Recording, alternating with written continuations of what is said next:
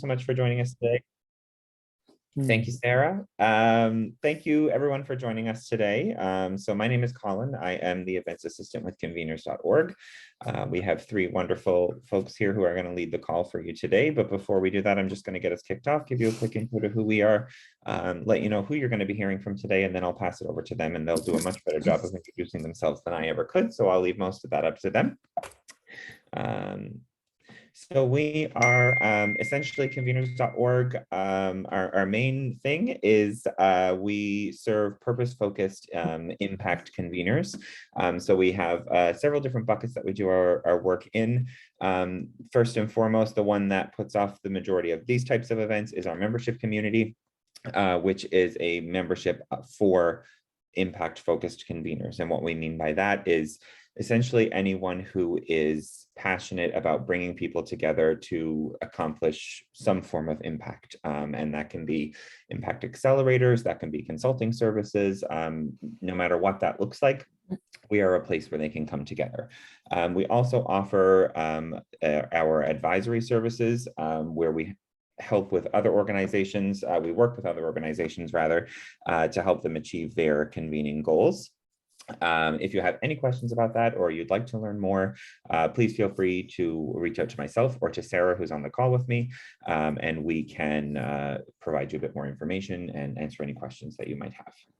So today for our call, we have three different co-panelists that we're going to hear from today. First is Patricia Neal. She's the co-founder and the president of the Center for Purposeful Leadership. And then we also have both of the co-founders of Women Led, Jocelyn Macdougall and Meghan Dunbar, who have graciously agreed to join us today and lead us in this conversation. And the I'm trying to, that was my last slide. I apologize. So the title of the conversation for today is it's an Ask Me Anything. So we're going to start by hearing from these three wonderful people who've agreed to be here with us. And they will tell us a little bit about their journeys, a little bit about their perspective on the topic that we're here to discuss, which is the future of leadership. And then we will move into the Ask Me Anything portion. So any questions that you have, anything that you think of throughout the conversation as you're hearing from these three people, please feel free to, when the time comes, take yourself off mute, post your questions in chat. We'd love to hear from you, and we would really love for this to be a very engaged participatory call. So with that being said, I will pass it over to Patricia is going to get us started.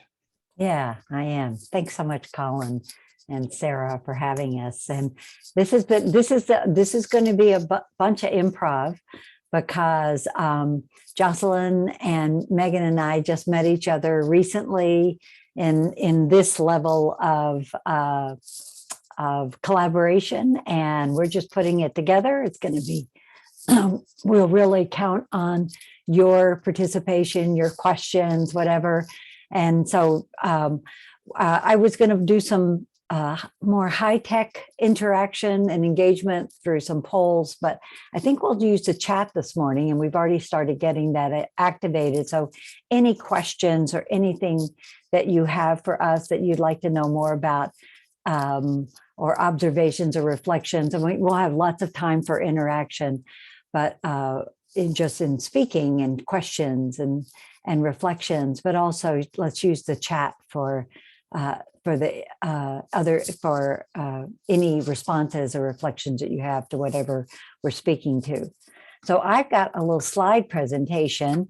I'm going to speak to trends and what I see that's happened these past 2 years of pandemic. And then I'm going to turn it over to Jocelyn and Meghan, but we'll just keep you involved and let you know what's happening as we go along. So first of all, we're talking to the future of leadership, and that there is no normal. And I keep hearing people say, well, when are we going to get back to normal, or what is the new normal? And I just don't know what that would look like. For us, for Center for Purposeful Leadership, we entered the pandemic 2 years ago with the beginning of a dream that we would move from being a founder-led sub-S for-profit to a community-powered nonprofit 501c3, which we actually started to make the switch in January, and will maybe fully realize it by the end of June. So we're in a huge transition.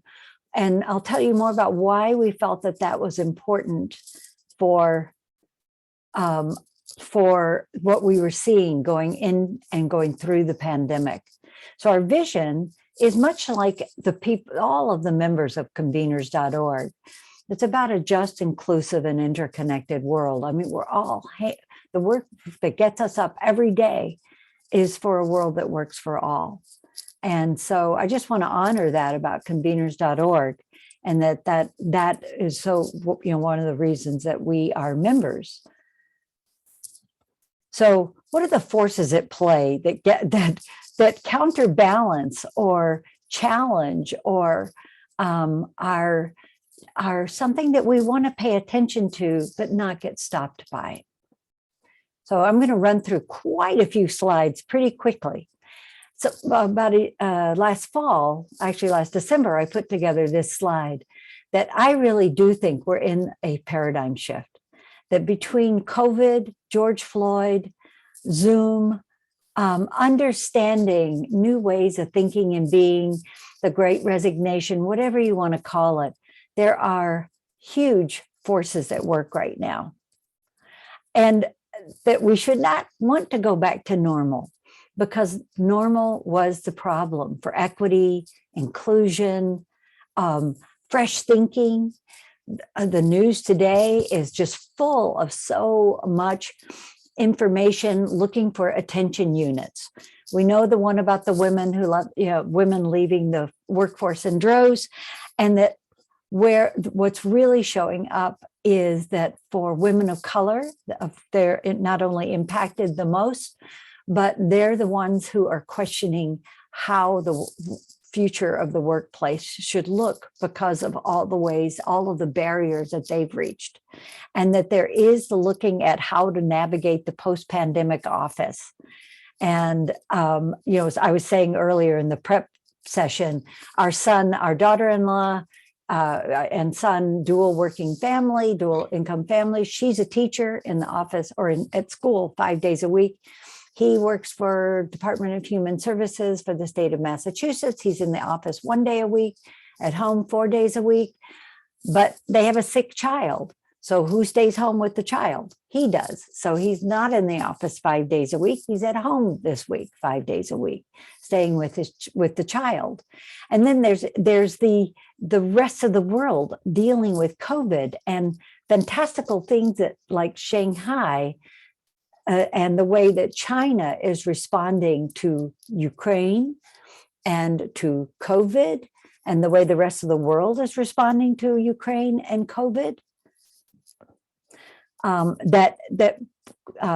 just finish my thought, that create these barriers and create distractions, but also important things to pay attention to and keep in the back of our mind or in the side of our mind while we're helping people discover or determine how it is that we all are going to want to work together from today on.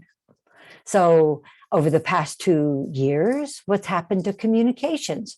They've evolved rapidly, but also not only is there quickly evolving technology, there's changing workplace expectations, there's multicultural work settings.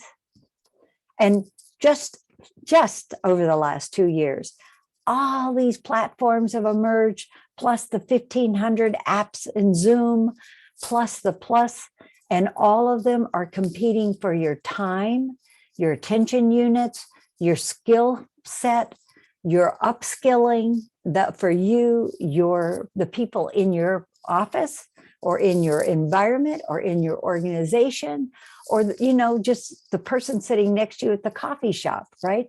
There's so much happening, and it's online, and to facilitate online and hybrid, because I really think there will be very few fully in-person places in the future except for the frontline service workers like teachers, healthcare, food service, delivery, some retail, but a lot more is going to move to being hybrid.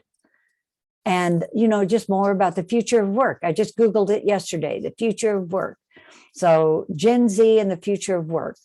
Work remote, get paid less. Do you pay people the same if they don't come into the office? Wall Street battling to determine the future of work from home.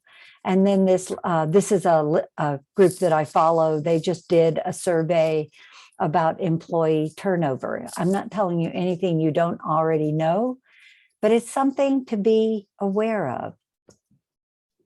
And then just one more slide here about the workforce of the future, that, there's psychological safety, there's collective impact, there's the power of purpose. There's HR saying in whether you have an HR department or not, we do not, but I'm aware of what's happening in the workplace with the people that we want to influence. And culture is the core part now of workforce strategy. And part of that culture is diversity and inclusion. And actually, this should say DEIJ, right? Diversity, inclusion, diversity, inclusion, equity, and justice. So there should be more than just DEI. And so the future is anything but normal. I skipped over this. I shouldn't. What's the impact? As leaders, how do we navigate the white water? So I added some more questions to the ones I just posed before. Sorry, the jumpy there. Quickly expanding technology, changing workplace expectations, multicultural work setting. Hopefully, evolving inclusion and equity strategies, global diasporas, local and global inequities revealed by the pandemic, long COVID, environmental imperatives, supply chain disruption, global food shortages. It's like, whoa, if we want to be aware of it, because somewhere, even if our people that we're serving aren't aware of it, they are on some level.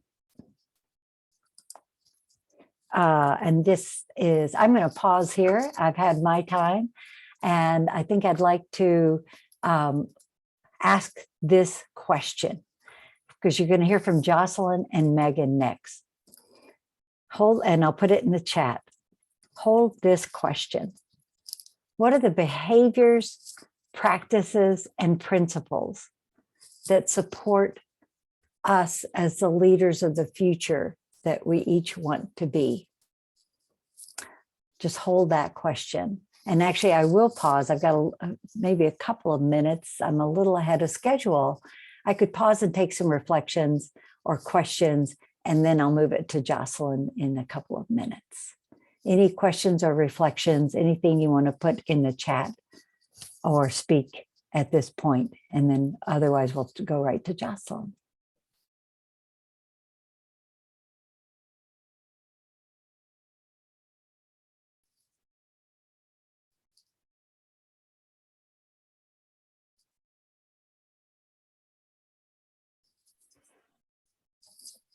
Sure. Well, full transparency, I happen to be your partner in life and business, and thus the same last name. And, we spent a lot of time contemplating this particular question. And like you said at the top, it's not one that's quickly answered in a world where we want answers. And so the question that I have is, what are the questions we don't have answers for, and how do we move forward anyway? And so to me, that's crucial. And what are the values? I think what you say, what are the behaviors, practices, and principles that inform us as conveners, gatherer and holder of people? I'm complete. Okay. I put your questions in the chat. They're great questions.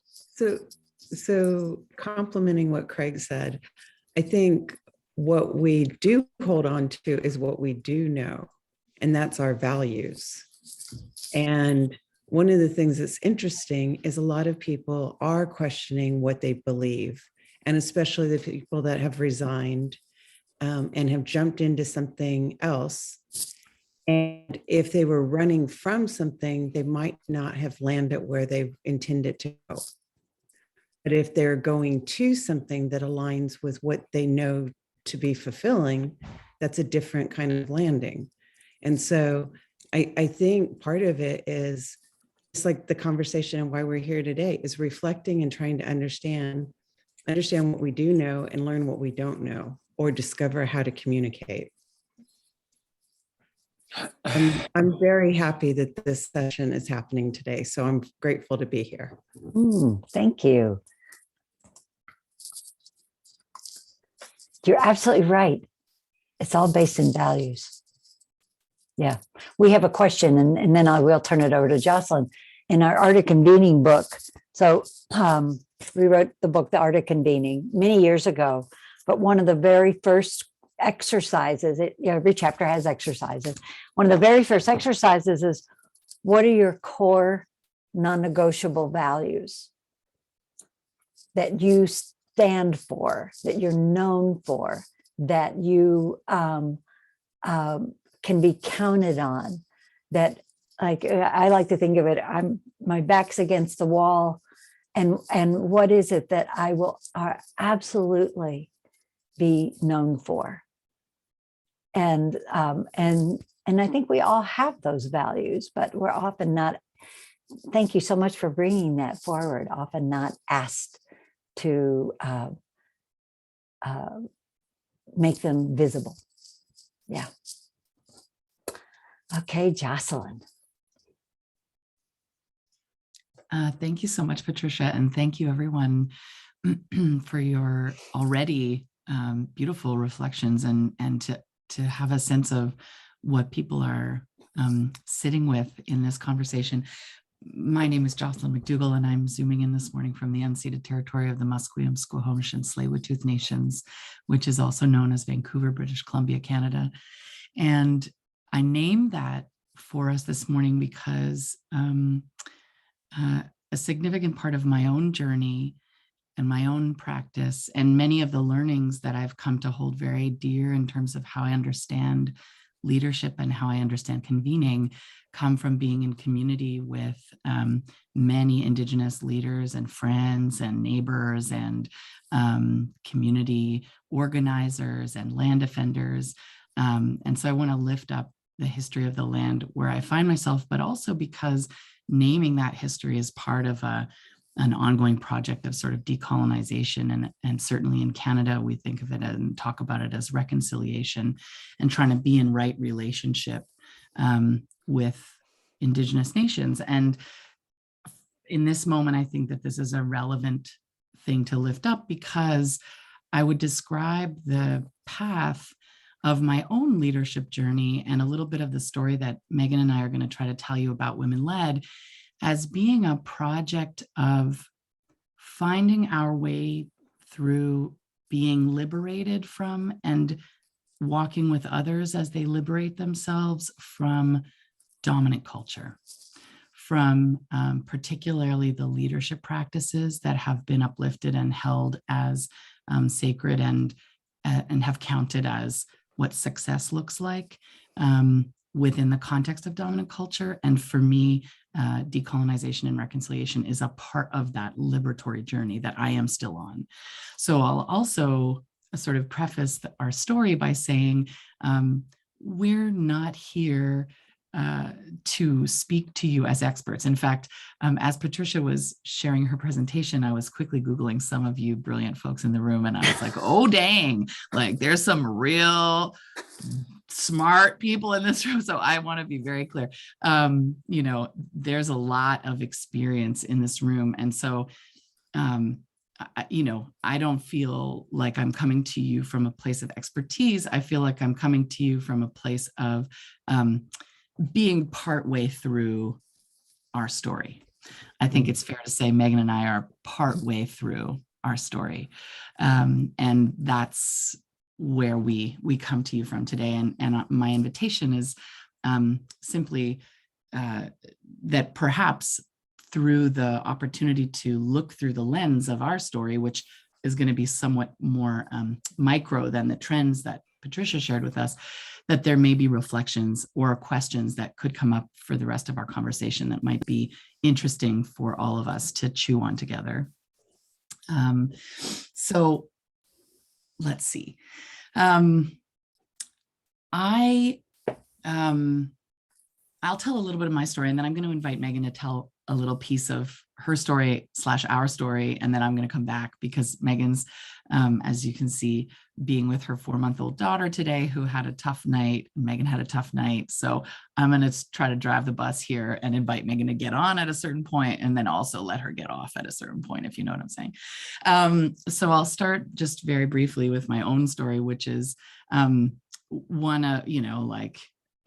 was a really privileged young white girl who grew up in a suburb of Toronto and had a great time in high school and, went to university, and it was delightful. And when I emerged and started my career, I wanted to work in the nonprofit sector because I really wanted to, feel like I was doing good in the world. And I worked for a long time in the performing arts sector in Vancouver, where I live now.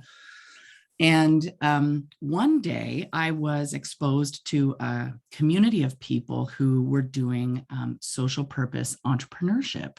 And I had my mind blown wide open because I didn't know there was a way to do good in the world that did not involve working in the nonprofit sector.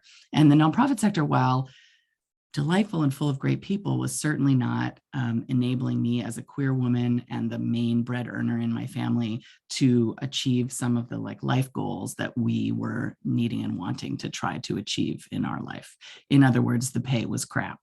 And so I had this kind of door open to myself. And at the same moment, I also learned that this idea of convening or facilitating was a thing that people would pay you to do.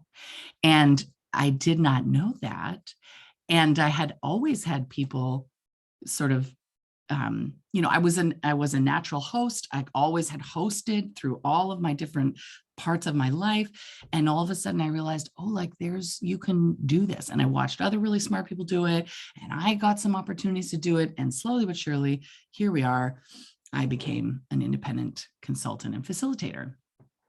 Later down the line, I learned the word convener, and I realized, that's really what I am, because I am interested in what happens when people come together to have conversations that matter. And that's how I understand my own practice primarily, is as someone who is a co-creator and co-designer and co-holder of space for people who want to have conversations that matter. So all the way along here. So here I am, I'm running my little consulting business. First of all, I don't even think of myself as an entrepreneur at all, because I don't have really a historical background for that. There was not a lot of entrepreneurship in my family. I just think of myself as a person who has some skills that sells them to people sometimes. Meanwhile, at the very same beautiful retreat center up on the west coast of British Columbia, where I first was introduced to social purpose entrepreneurship, I ran into this brilliant, bubbly, energetic, fired up, passionate woman who ran this company called Conscious Company Magazine, which was at the time, the only print magazine in the United States dedicated to conscious business. And we met and we hit it off and we tried to become besties, and then life gets in the way. You meet somebody at a conference and you have a falling in love moment, a friendship moment, and then things dissipate because life gets in the way. And then a year later, she rang me up and asked me if I would join her in creating a series of conferences, particularly for women leaders within the conscious business space. And we created a series called the World Changing Women Summit. And of course, the person I'm speaking about is Meghan Dunbar, who's here. And I wanted to invite Meghan in at this point to specifically talk a little bit about her experience using a different form of leadership in the way that she ran her business. So one of the things that struck me that I have deeply respected about Meghan is the way in which she is doggedly committed to using a heart-centered leadership approach. I have learned so much from that. And also, that approach both contributed to her being able to build something beautiful, but also was part of having to leave that thing behind because of the way in which that style of leadership was not accepted within the broader context of the powers that were impacting her business. And so I want to move it over to Meghan now and just have you talk a little bit about your leadership inside of Conscious Company, and then also some of the dynamics that led to our transition ultimately into women-led, which I'm happy to then pick up again. Go ahead, Meghan. Thank you. And I'm not going to apologize for it because I hate how much I tend to apologize for things, but I hope I'm not making you nauseous. I'm doing what my husband and I call the Addie shuffle. My daughter Addie is on my chest, and if I stop doing this movement, she will wake up. So pulling that thread from Jocelyn and thinking a little bit about my journey, I too, Jocelyn, wanted to come in, and you already provided the context of like, we're not experts here. We're on our leadership journey and hoping that we can bring up some salient points today that can spark discussion points. But I do have some things from my career thus far that I think really speak to this concept of the future of leadership. So when I was 28 years old, I had just gotten my MBA, and with a co-founder decided to launch a print magazine all about sustainable business. And it was like one of those things where we were experimenting with, let's just see if we can do it. And not only did we do it, but our first print issue got picked up by every Whole Foods in the United States, Barnes and Noble, Books A Million, Kroger, the whole thing. And we went from experimental entrepreneurs to, oh my God, we're running a business in the matter of like 2 months. And that it was 0 to 100 in way less time than I had imagined. And within the first year, we were already embarking on a fundraising round. I was speaking to angel investors. We were shooting to raise $750,000 as two 29-year-old women in the media space, which we eventually did after 18 months of fundraising. And the entire time I was just steeped in, as Jocelyn put it, dominant culture of like, what did I need to do to fundraise? What did I need to do? What were the KPIs that I needed to show? What was the hockey stick that I needed to show? What was the story that I needed to paint? What was the leader that I needed to be? How committed did I need to show these investors that I was to this thing? And as people began giving us money and their resources, and we didn't have that great of a revenue model, the stress of that became just crippling for me. And instead of doing something beneficial about that, I just dug in harder and harder and worked more and more and hustled and got to the point where I didn't even recognize myself as a leader. I was short with my team. I was not present with my family. I just wasn't showing up as the love-centered human I had tended to be up until that point. So we ended up selling the business. In 2017, we sold the business to a larger media company based in New York. And not surprisingly, like all of the promises at the beginning around you guys can be exactly who you want to be and do everything that you want to do fell a little bit short. And that was what Jocelyn was talking about with this kind of, I felt like I had finally the freedom to be able to go into heart-centered leadership. And that meant for me taking an entire step back, bringing in a consultant, defining our purpose as an organization with my entire team in the room, defining our values with my entire team in the room. All of my team members were involved in the process of developing who we wanted to be, how we wanted to show up, which I think is a really important part of the future of leadership, is that collaborative spirit of it's not top down, it's co-created amongst the entire team. So for like 2 years, I was able to step into a place of love. I was so able to nurture my teammates, nurture myself. And I felt like I was hitting walls internally with our parent company as their entire, everything was about revenue. How many tickets are you selling? How much revenue is coming in the door? There was no talk about purpose. There was no talk about values. And the day I got pregnant with my first baby, my son, who's now 2.5, And I told the leadership at the new parent company, the very first thing they said was, I imagine if you still owned your company, you probably wouldn't take maternity leave. So we're curious as to why you're taking maternity leave now. And that was this just like huge wake up call for me in terms of, if you're not going to allow me to be the leader that I want to be, I actually think I might need to leave. And my business was my first baby. And to have to step away from that was excruciating. I still look at that door that has now been closed for 2 years and have time when I mourn the loss of a company that I built for 6 years, but I ended up having to completely walk away from it.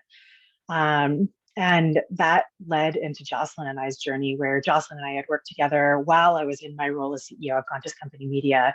Jocelyn and I had created this World Changing Women Summit. And so when I stepped away, I, of course, talked to Jocelyn, who is one of my favorite humans alive and one of my favorite parts of my life, and said, what if we tried to build something through the lens of leadership that who do we want to be? How would we build a business if we were doing it from scratch, from our core values, from how we want to show up in the world? And one of the things that came up for us was not necessarily growing just for growth's sake, but slow growth.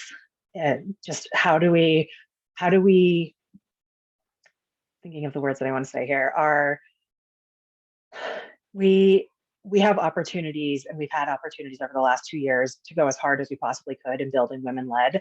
And it could be much bigger right now. And at every juncture where it has felt out of alignment with how Jocelyn and I want to show up in the world, we've chosen the slow path.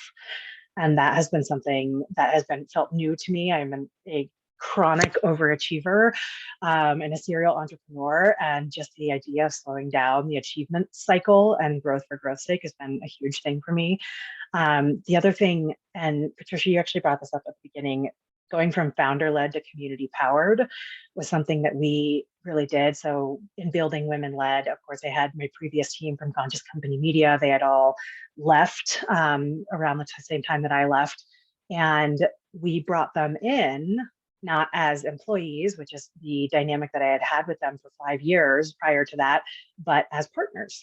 And we all just do a revenue sharing model, and we all work as much as we want or as little as we want. We're all, there's 4 of us, and our designer and our editor get to live the lives that they want. They get to go work on other things.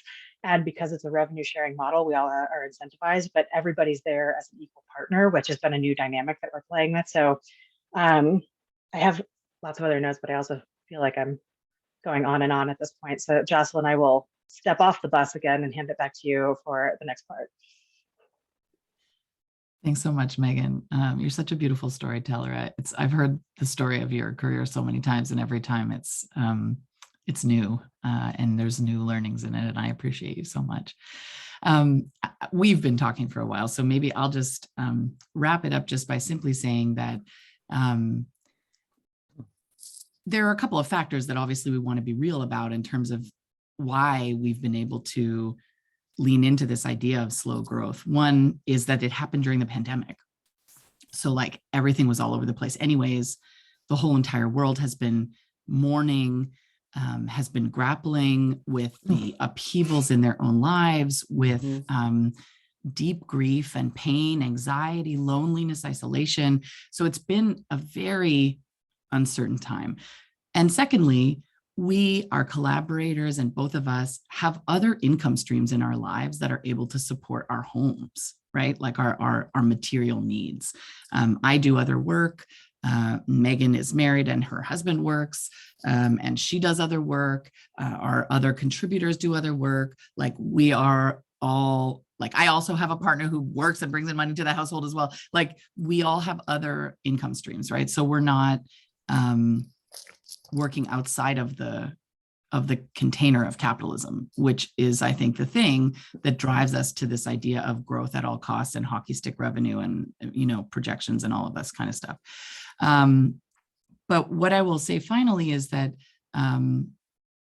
we are continuing to, in moving slowly, investigate what it means to build a business that is liberated from these traditional or dominant modes of what success looks like and what leadership looks like? And the answer is we don't have the answer. So to your question earlier about like, what are the questions we don't have the answer to and how do we move forward anyway? I want to just name that in terms of my own understanding of leadership over the past 2.5 years / 5 years / 10 years / my whole life has been a journey back into myself, because I'm not sure that I could tell you today what my values are. I'm not actually sure that I could quickly or easily enumerate the things that are like, what are the values that I have? But I definitely know from one moment to the next, if the next right step feels intuitively aligned. And so for me, it's been a practice of slowing down so much and inviting all kinds of different types of practices into my life that allow me to be in tune with my own body, my own intuition, my own inbuilt wisdom that allows me to feel the incredible pain that is in the world. I can't be divorced from that. I have to be able to be connected to that, but I also have to be able to be connected to that which is in me that has optimism, that has positivity, that has forward motion, such that when the decisions come along, I can tune in and say, what is the next right step for me? And then I have a conversation with Meghan. What is the next right step for us? And then we have a conversation with our broader team. What is the next right step for us and our community? And so that's also a benefit of this slow model, is that takes a lot of time. Boy, does it. Yeah. And so and we have a tiny little team. Like, I can't imagine what the Center for Purposeful Leadership has undergone over the last 2 years in terms of the kind of shift that they've described with so many more people at play. So maybe I'll leave it there for now and invite any questions or reflections. But I guess the headline being the leadership journey is about coming back into understanding what is the next right step for oneself, and then trying to balance that with the collaborators with whom you're in community, whether that's in a particular convening, whether that's at the level of building your company, whether that's at the level of building your team or your organization. And we're only halfway through our story, so who knows what we'll learn in the second half. Thanks. Thank you. And then one more story, and then we'll just open it up for conversation, I think. And so I started off by speaking to trends and what we had been seeing. And boy, Jocelyn and Meghan, I mean, really, what you just were speaking to is so real, and it's so visceral, and it's real. It's real it's showing up more real than ever, I think, because of the pandemic. So, we've lost how many millions of people to the pandemic. And, Charles Blow, if you follow him on New York Times, just wrote an opinion piece yesterday about it's to our peril if we don't take stock of what's happened these past 2 years. But then what are the threads of the leadership stories of each of us that I think we could bring forward that might be meaningful to this conversation, but also the conversation of future leadership. So my husband, Craig, and I, he's on the Zoom with us, started our business back in 1995. The very principles that we founded on, principles of conversation, listening, seeking to understand and be of service, honor the uncertainty, because you can't know all of the answers, but what you can know is what brings you together and what are the values and the ideals that bring you together. And so the very foundational things that we started with 26 years ago are the things that are still alive in our community. over the years, they've turned into a book called The Art of Convening, and with principles and practices and things like that. But 2 years ago, about 2 years and about 3 months ago, when Craig and I were thinking, what is our real legacy here? If there's to be a legacy, it can't be about us anymore. It's got to be about the work and the people that are drawn to organizations like conveners.org or Center for Purposeful Leadership. What is it that's really of service? And out of the blue, this not really out of the blue, but one of our trainers stepped forward and said, you know, I'd really like to work with you, help you lead the company to something new. And he said, you know, so we were thinking, what's his title going to be? I was president. And I was thinking, well, I can't give up being president because I fought so hard as a woman to be president, and women need strong leaders. And then after about 3 weeks of working with him, I thought, heck no, you be president. I've got other things I can do in this community that are my expression in whole new ways. So we were getting ready to name him president. He put us in this trajectory of becoming a nonprofit just in time for the pandemic, actually. And then he died. There was a question that was not on my table, on my planning chart, my org chart that we had just created. And but in the meantime, he put us on this trajectory of community powered. He set us up with a beautiful board, helped me imagine what collaboration might look like, and what could we do together.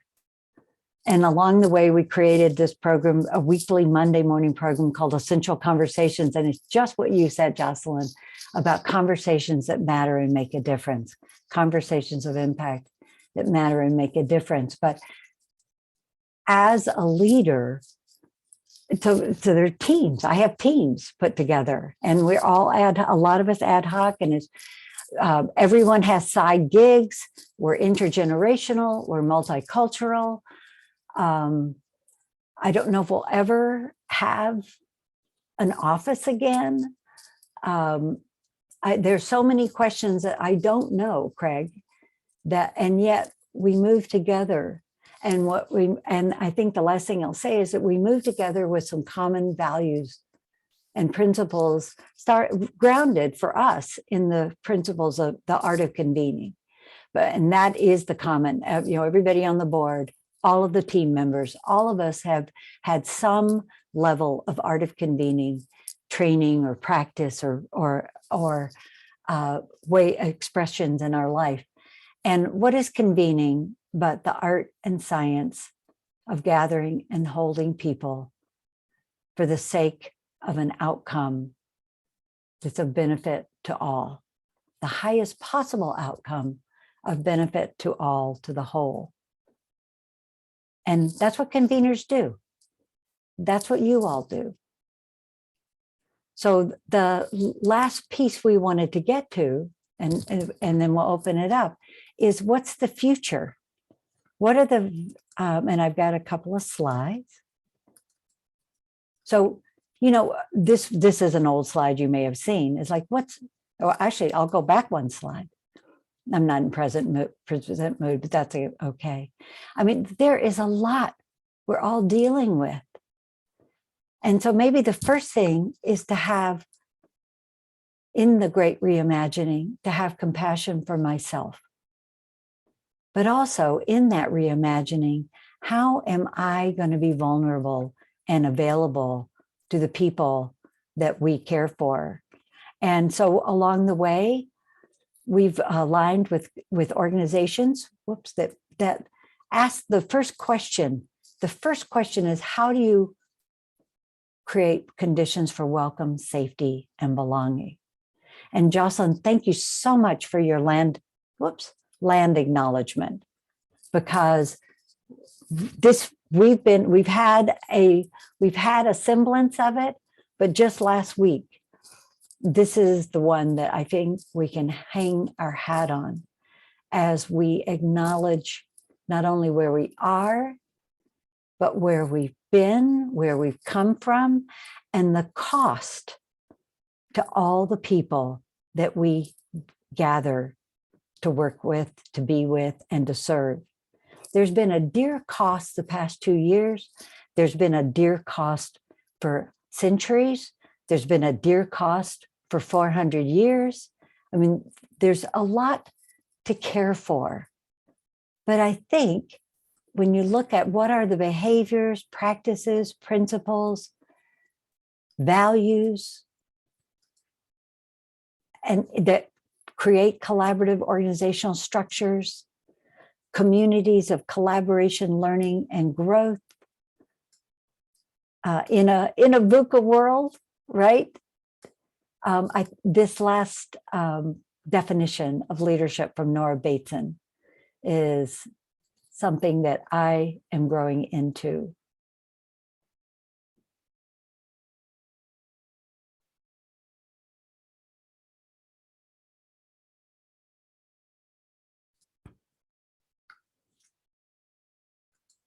So I want to thank Meghan and Jocelyn for modeling great leadership.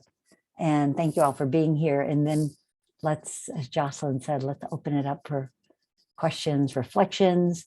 What are your values? What is your leadership?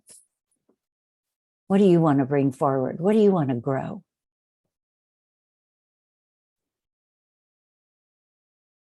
I'd love to hear from everyone.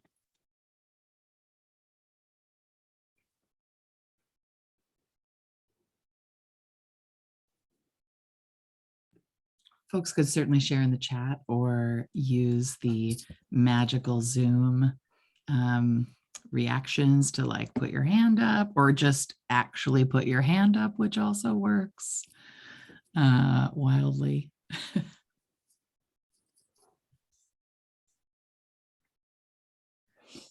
I'm curious to hear if others have been struggling or have been grappling with the question of their own understanding of their own leadership and how they might be grappling with that as a shifting, evolving thing. I feel like that's a really rich opportunity for us to share. You know, as I was saying, there's so much wisdom in this room.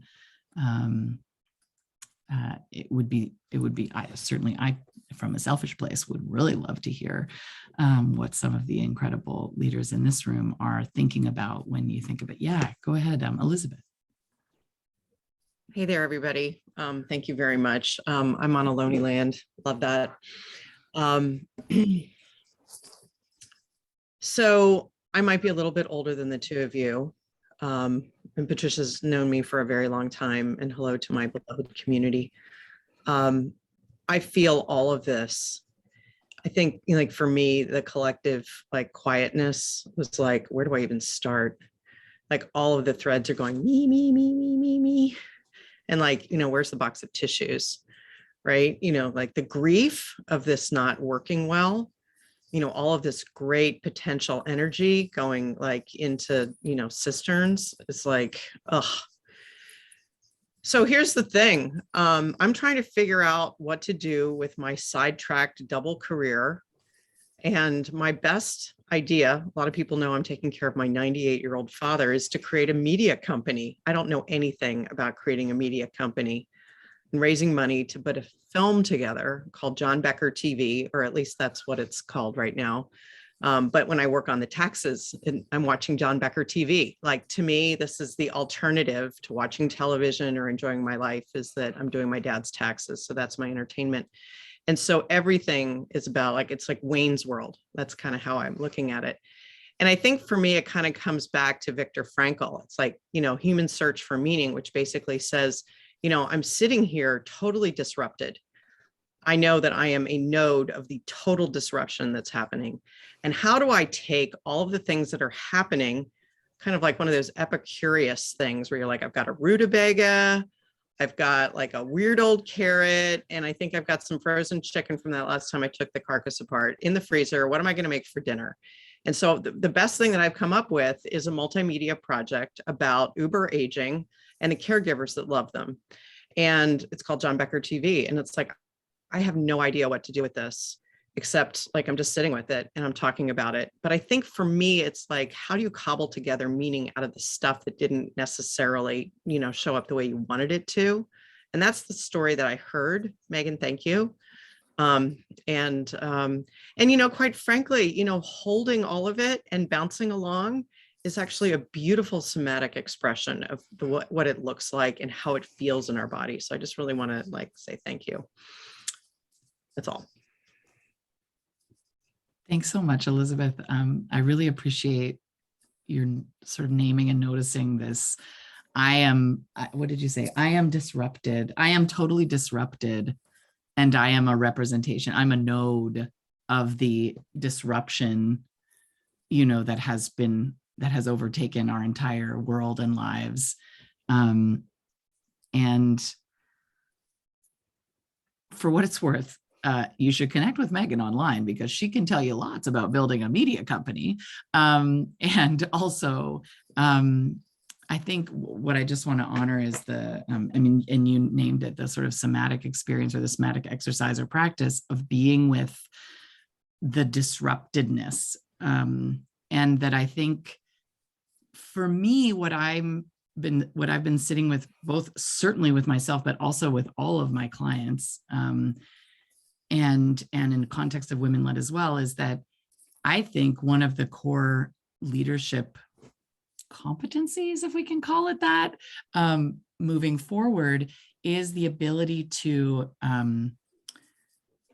be with that sense of disruption in ourselves, in our dreams of what we thought we were going to be or have or do, of our teams, to be with that disruption, which ultimately comes from a sort of a crumbling of all of these past systems and structures that are so clearly no longer serving us. Mm-hmm. And some of these are this sort of growth at any cost kind of business approach. Some of these are things like white supremacy and, heterosexist ableism and transphobia and misogynoir and like all of these pieces that we're so clearly seeing are not serving any of us.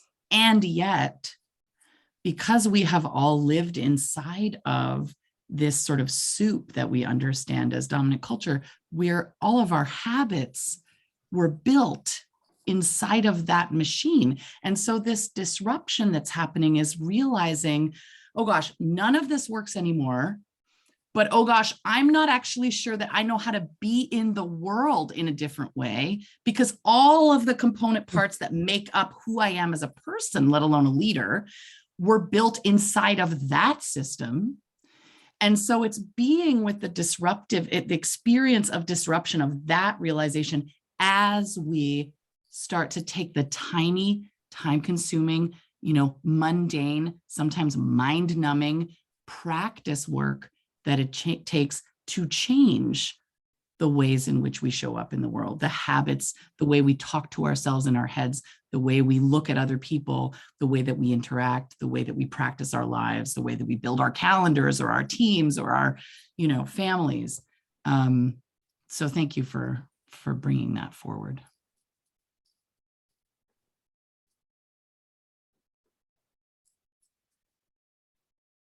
Annette, you started us off. Oh, Cicely. Okay. Hi, Cicely. Hi, everybody. I was just so struck, Jocelyn, by what you said about leadership and then looking inwards to yourself. And that is where I truly come from, that school of thought. And, with Center for Purposeful Leadership, and I'm also on another board, the Barrett Kohler Foundation, the world that works for all. And when I say it works for all, it starts with me. It sounds selfish, but actually I am the world. I am the community. And I really started questioning. I came to the US in 21 years ago, and with very different ideas of what United States is and how it is welcoming and you live the American dream, things like that. And over a period of time, that lens was changed by various things. And so I said, is it working for me? It's not. And so that's when I started looking more towards myself. And then I found AOC and Center for Purposeful Leadership. And I actually realized what I do is convening. What I am is a convener. It was a very nice thing to have a nice label finally on you, and not just some judgmental label, but a nice label. So that really brought together my whole self under that umbrella. And then I also very strongly feel that community, everybody says, oh, that's the most you can do. I feel like, what is the least you can do? Because times in the past 2 years, especially, have been so difficult. There's a lot of things happening. And really, what is the least you can do? The least I feel I can do is be myself. It took a lot of courage to say that I am worthy of that, of saying even that. But I have now stepped into spaces where I am myself. I share of my learning and my lived experiences. And I feel my presence makes a difference. And that is leadership. That is the least you can do, or the most you can do. Actually, it's the most. And I really follow that. And I think that's my view of leadership, that everybody has that in them, if only we see it. And at Center for Purposeful Leadership, that's what we do. We see the leaders in them and say, come on, play with us, experiment with us, expand with us. And that's what we do. I'm complete. Thank you. Cecily, I can't even tell you how much that resonates. And also it's a conversation that Jocelyn and I have been having nonstop for the last 2 years, is a question around worth, your own inherent worth, divorced from achievement, divorced from ego, divorced from the external validating factors. My last day at my company was on March 13th, 2020. And on March 17th, we lost our childcare, and I was a full-time mom within 4 days to a 9-month-old baby. And I think one of the things that I struggled with the most at the beginning was around just my sense of worth, because my entire sense of worth was wrapped up in being on stage, was getting applause, was being known for, being validated from external factors of the people who read the magazine, who come up to me to tell me about how the things I'd done had impacted their lives. And then all of a sudden I was home alone. I had no channel to achieve anymore. And I fell into the deepest depression that first year. And the last year has been really working with Jocelyn and our other team members around how do I, going back to yourself, going back to myself, how do I develop a sense of worth that is completely resourced internally?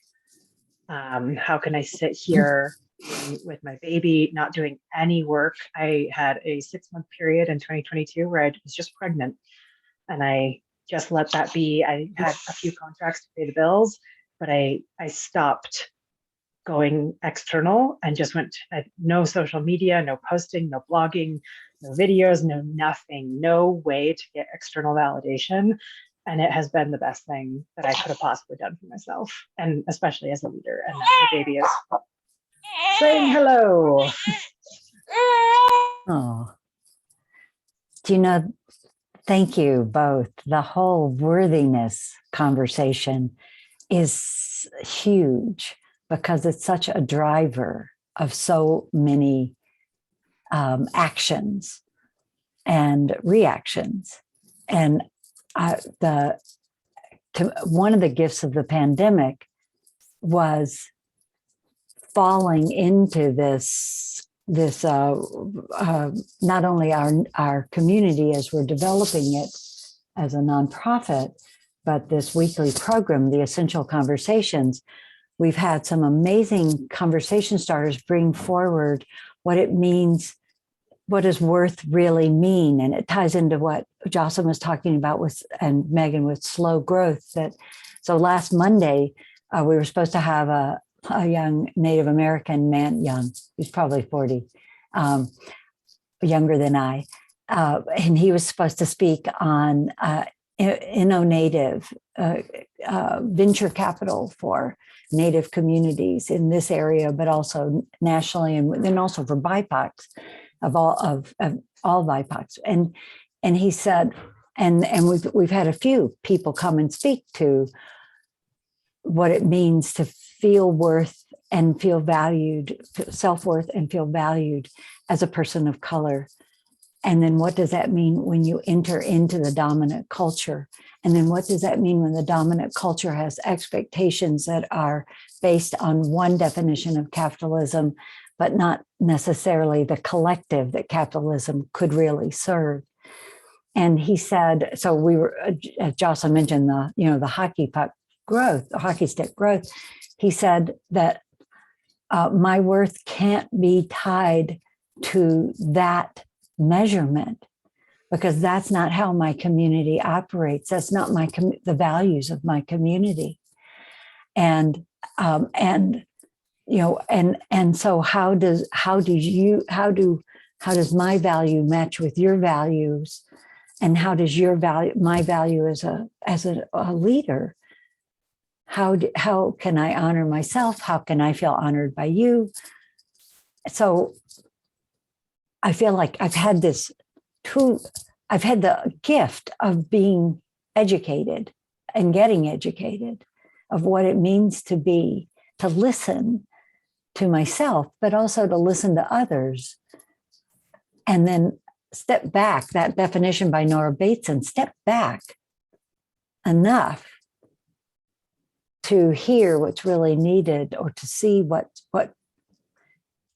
how people want to be honored, and what does all of this mean to them anyway? What does growth mean in a multicultural system, or in a with the gross inequities revealed by the pandemic? That's another one of those questions that I don't have any answers to, and yet we move along.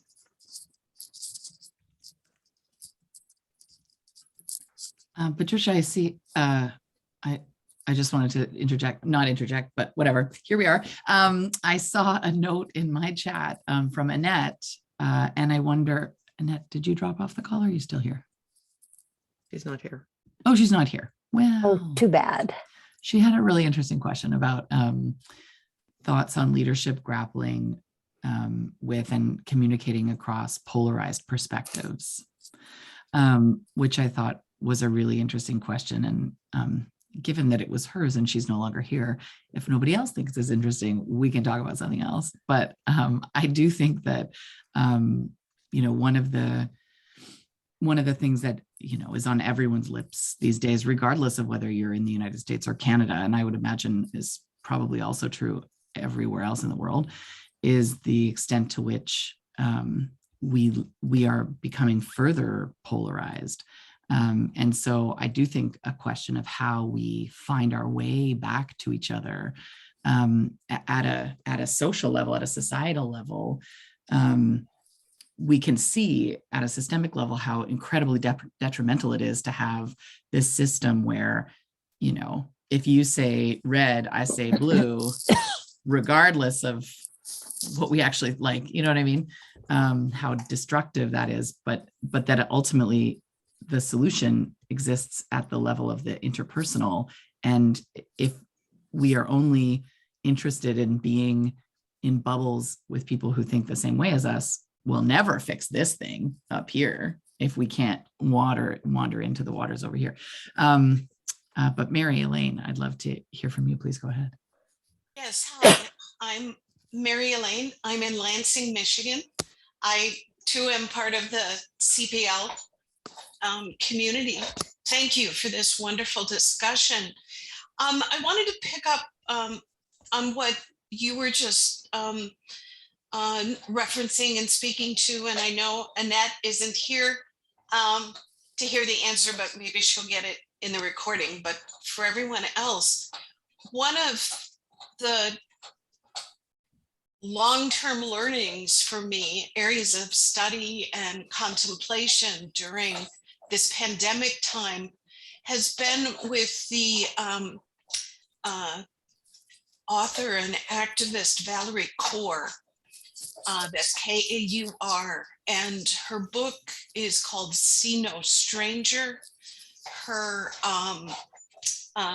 she's of South Asian Indian descent, a member of the Sikh religion. And so she's experienced a lot and grew up as an activist post 9/11. So, and all the violence against Sikhs that have occurred around, especially the United States. Part of the reason I bring her up is that in her work, she describes a model for revolutionary love. And the idea of see no stranger is to, when we encounter someone that we see as an other, you know, whether it be someone who sees red when we see blue, or however you define that, but someone with beliefs and values and actions that are counter, that are other to ourselves, she says the other, the stranger, is a part of myself that I don't yet know. So it's with kind of a belief that if we are truly from a larger sense of consciousness, and my own personal belief is that we're here in this lifetime I chose to come at this time in the world to experience what it's like. And so when I come across someone that differs from me, it's an opportunity for me to reconnect with the togetherness rather than separating from the otherness, and difference between coming from fear and arriving with love. Those are wonderful words, and they're easy to say, much harder to live, but it's given me a framework to really change how I show up inside of me and how I show up out in the world. And I have spoken. Thank you. Thank you so much, Mary Elaine. I really appreciate you also naming how easy it is to speak those words and how hard it is to be those words. Because I think what I see in myself and what I see in so many around me is that there is this very,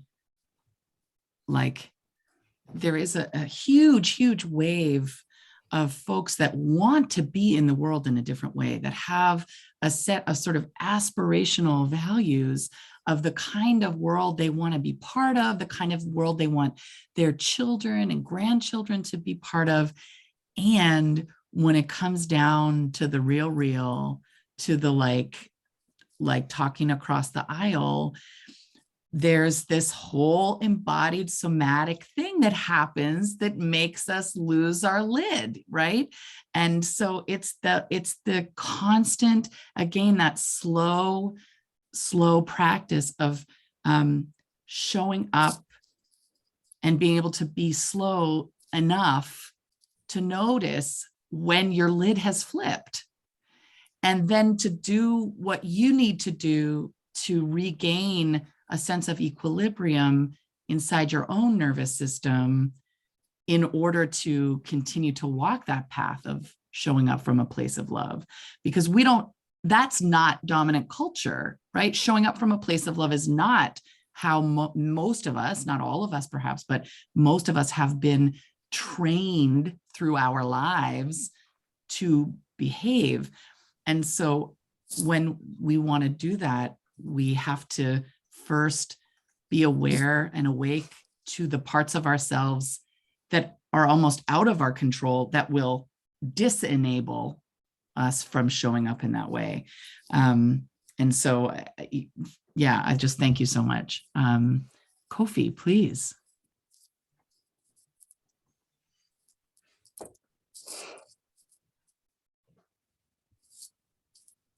Hello, Kofi. You're still muted. I'm not sure if you're talking to us, Kofi, but we can't hear you, but we would love to. Yeah, Hello.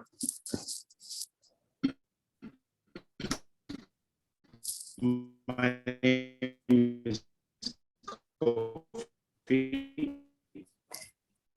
Hey, Kofi, you might want to close your video. You may want to close your video because you're breaking up. I serve as president of the Pan-African Leadership Institute. So I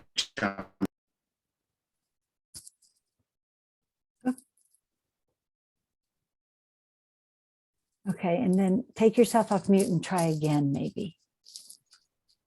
Can you hear me? Yes. All right, great. Okay, great. So yeah, thanks for this conversation. I was really interested in listening to the future of leadership. So I serve as president of the Pan-African Leadership Institute, and I'm joining from Ghana in West Africa. So I think it's a very important conversation. What's the future going to look like? And I like the word that you keep using, Patricia. The pandemic was a gift, or is a gift. And I think it's a big gift to get the world to reflect. I think we're going so wrong that we needed something to knock us off our course and get us to rethink how we're heading as a global community. I think the world had become so individualistic. And one of the things that the pandemic is teaching us is to become a lot more collective, and that we need to listen. I think that one of the biggest future of leadership is to learn how to listen more deeply. I think there is a lot of issues around us, whether it's within the United States, in Canada, or in Africa and around the world. I think we're not listening to each other. And I think one of the biggest lessons in the future of leadership is deep listening, and to be able to listen more deeply to the issues within our communities. And through this deep listening, that we're going to be able to figure out the solutions, because the solutions of the world does not lie in an individual, but it lies in all of us as a global community. And I think secondly, the future of leadership is humility. It takes a lot of humility for us to listen to each other. And it takes a lot of humility for us to change our course. Because we've lived in a certain way for a long time. I think it was Jocelyn who was saying that about how we've grown up in a certain soup, in a certain environment. And we're so used to that, and we're so egotistic that we struggle to question where we've come from and why we do what we do. And I think that the future of leadership is humility, being able to ask the difficult questions to ourselves, and being willing to change the way we've lived, being willing to let go of some of our privileges, and being willing to feel and to be empathetic about everyone. And so I think the future of leadership is humility. And lastly, for me, the future of leadership is cross-cultural leadership skills, to be able to master cross-cultural leadership skills, to be able to understand different cultures, because there's so much wisdom that the world has ignored out of, say, Asian communities, out of, say, South American communities, out of, say, African communities. There's a lot of wisdom that has been swept under the carpet. And the future of leadership is to tap into the wisdom of indigenous communities. Despite all the challenges of the pandemic, you will notice, for instance, that Africa survived. Africa survived the COVID in an almost an unbelievable way. And why? It's partly because of the foods we eat and because of the way we live. And I can tell you that most communities never socially distanced. They live their life just away, and yet they did not drop off the streets. There's a lot of local wisdom in indigenous communities. And I think that the future of leadership is to begin to listen, to have more humility, and to tap into the wisdom of other cultures and bringing it to the fore. I think together we can build a stronger world, and a world that is more communal than individualistic. So that would be my little take on that.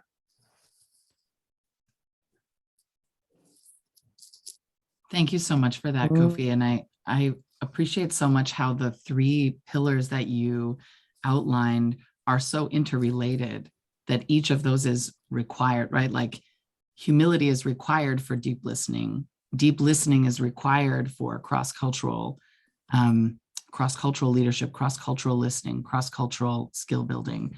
I really appreciate the connective tissue between them, and I agree with you. We've got time for a few more before we move to close. Thank you so much, Kofi. Who else would like to speak?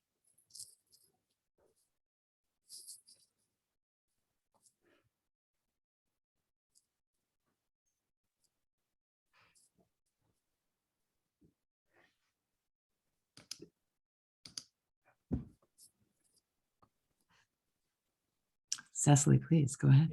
I would, if you would indulge me, I will just share a small note from my granddaughter, who will be 5 on May 6th. And they always, her parents share these notes with me. And this is the text, which I'll just read out. It's very brief. Deep philosophical questions from Zameen, that's her name, this morning. Appa, that's her father. Why am I me? And why, when I see it is different from what other people see?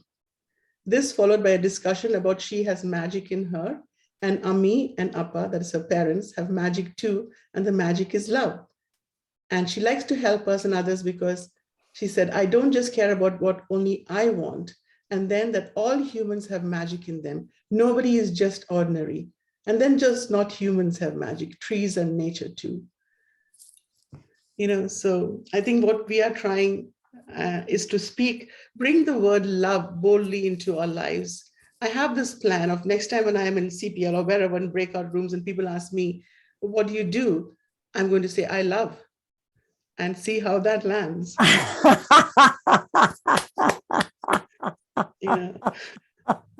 Thank you.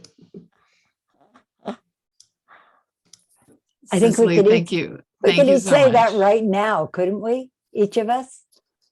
Yes. I'm going to ask Well, that. it lands really well with me, Cicely. I know. What I if really we- wanted to bring the 4-letter word, the love word into every meeting. That's my purpose in life. What if we each went off mute just briefly and just say, and I'll ask, what do you do? And you Should- respond. Should we briefly hear from Caitlin? I just see that she has her hand raised here. Oh, sure. Thanks. Yeah, I don't necessarily think I have anything more to add. Like just everything that's been spoken already, it really resonates with me. And something that I believe Meghan said as well, just that like finding your sense of worth outside of your achievements is just really powerful. Because I also recently, I stepped out of a leadership role, and I found there was kind of this dissonance of I was losing my sense of self in terms of how I was leading, and I wasn't able to, align it with my values anymore, and hadn't taken the time to really examine what those values were and align my leadership style with that. And I do think there's a huge shift that happens when you stop looking necessarily for that external validation, but yeah, go with like your true sense of self. And there's something so powerful about leading in that style, and it's true to yourself. And I think it's more resonant with other people as well when you are able to do that. I just really appreciated taking the space to build slowly, kind of how Jocelyn mentioned as well, that you step outside of that, having to build and build and build, but take the time to align your vision with what you're working towards it, and you don't necessarily need to go from 0 to 100. And it's a lot healthier too, just for who you are, if you kind of take that space. So yeah, just love everything that's being discussed right now, like being able to just listen and seek to understand before trying to get your point across. Just having that space, I really appreciate it. So thank you. Thanks, Caitlin. And I just want to name this dance that's so hard between the internal and the external, because I really want to lift up what Kofi was sharing about the way in which, as leaders for the future, we're required to be with others, to listen to others, to have humility in the face of others, to learn from other cultures. And I also believe that this piece around the introspection and the healing of the self, and the healing of the self's, the way that the self has been molded in the image of dominant culture, so that there is this real dance of being with ourselves while also being in community, with focusing on what we can change about ourselves without becoming atomistic or individualistic, but doing it in service of connecting and building and thriving and listening in community. And there's so many of those tensions that we have to navigate as leaders. The other one, of course, being the really real tension between the slowness of this healing, of this change work, of, shedding these layers of unhelpful dominant culture, but the profound urgency of the challenges that face us as a global community, and the material disaster that is true for so many humans on the planet, not to mention the planet herself, right? So that tension also of we can't rush this, what we're doing, and also what we're facing needs to be solved yesterday. So I just want to honor that dance of having, the foot in both poles of those tensions that we have to navigate as we move through this leadership journey as well. As we're getting ready to close, I have an invitation from CPL, but I'd love for everyone to take a moment to pause and put in the chat a learning and or a gift from this conversation today. If you would just take a moment and put a learning or a gift, because I think that would help the three of us and conveners.org. But also, it's always good to take a pause before now we're going to move on to, you might have another meeting right at the bottom of the hour. So if you could just put in the chat a learning and or a gift from this conversation, what are you going to take away? And I'll take a moment. Let's see.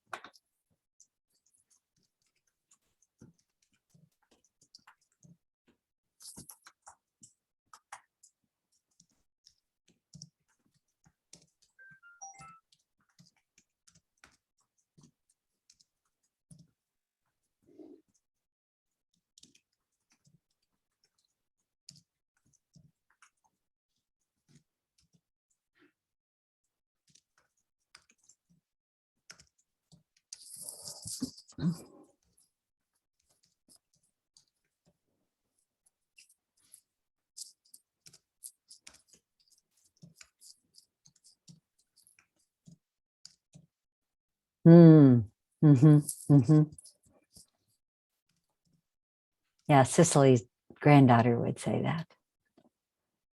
Yes, what do? I love, right?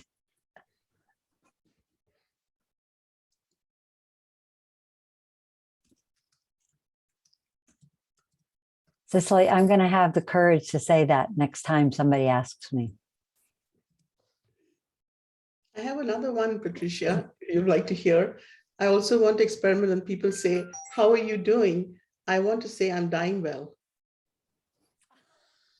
Because people say, when you're dying, it's what you didn't do that you regret. I'm doing whatever I want. So that means I'm dying well. I've tried it out at the Essential Conversation sometimes. Well, that'll do it. Yes. Oh, have compassion for yourself and others. Absolutely. Yeah.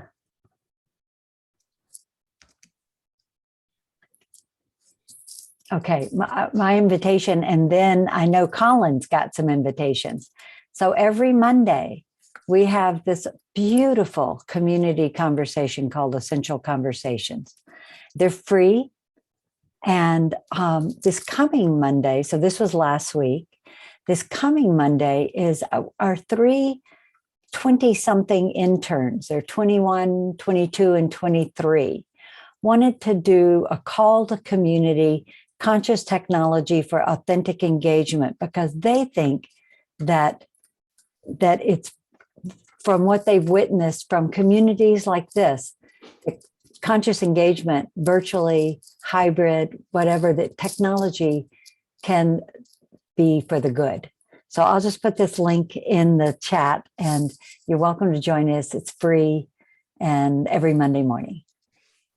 Colin.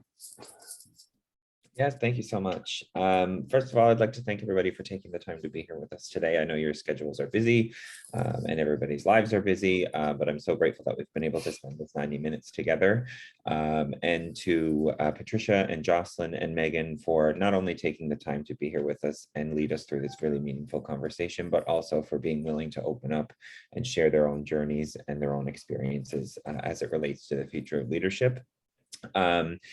And just for those of you who are on the call who are members of conveners, we do have our member call next week, which Annette, who was on the call earlier, is actually going to lead us through all about strategies for personal and community resilience. We do have these ecosystem calls typically once per quarter.